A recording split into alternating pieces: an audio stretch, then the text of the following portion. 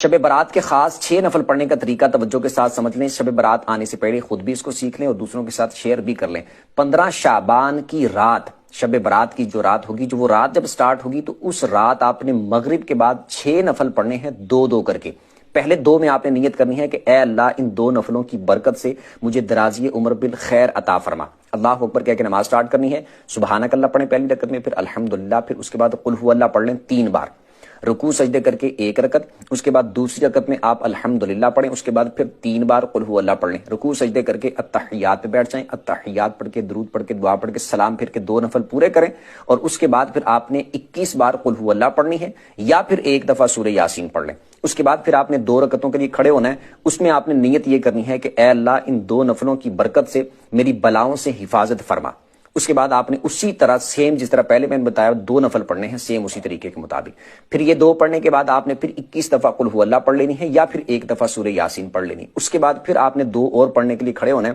اس میں آپ نے نیت یہ کرنی ہے کہ اے اللہ ان 2 نفلوں کی برکت سے مجھے اپنے سوا کسی کا محتاج نہ کرنا۔ اللہ اکبر کہہ کے